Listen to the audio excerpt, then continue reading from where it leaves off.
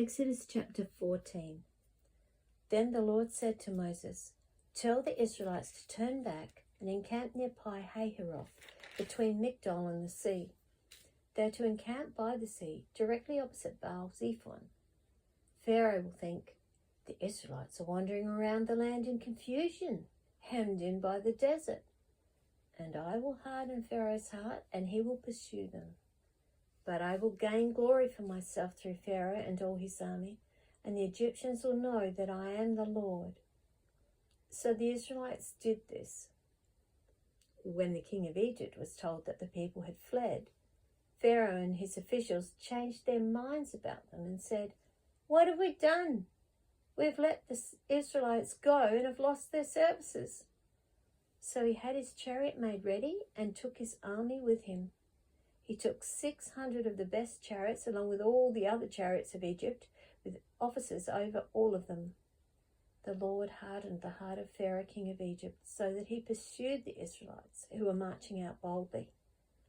The Egyptians, all Pharaoh's horses and chariots, horsemen and troops, pursued the Israelites and overtook them as they camped by the sea near Pi-hahiroth, opposite Baal-zephon.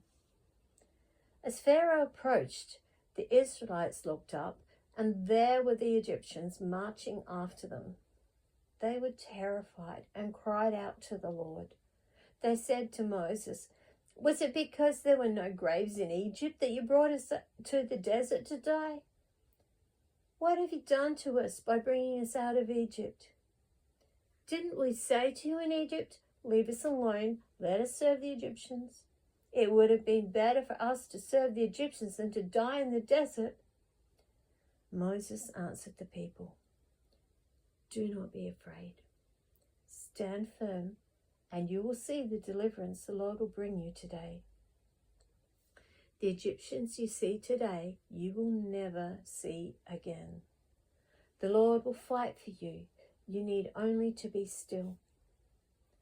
Then the Lord said to Moses, "Why are you crying out to me? Tell the Israelites to move on. Raise your staff and stretch out your hand over the sea to divide the water so that the Israelites can go through the sea on dry ground. I will harden the hearts of the Egyptians so that they will go in after them, and I will gain glory through Pharaoh and all his army, through his chariots and his horsemen.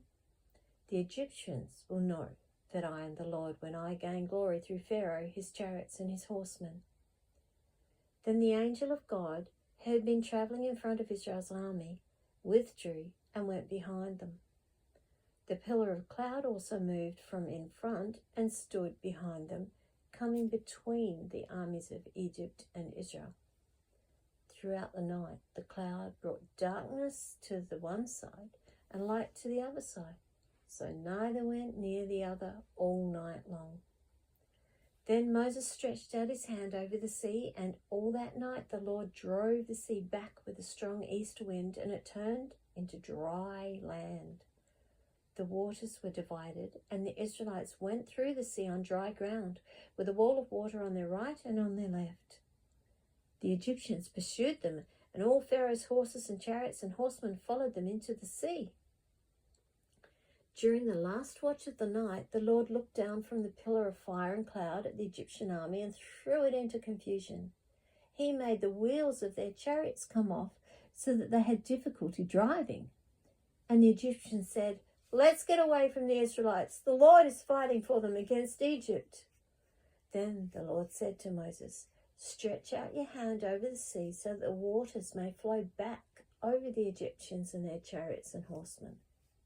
Moses stretched out his hand over the sea, and at daybreak the sea went back to its place. The Egyptians were fleeing toward it, and the Lord swept them into the sea.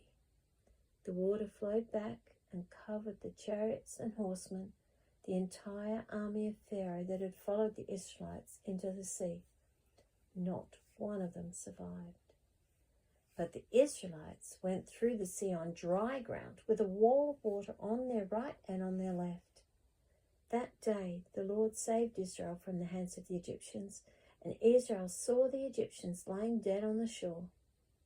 And when the Israelites saw the great power the Lord displayed against the Egyptians, the people feared the Lord and put their trust in him and in Moses his servant.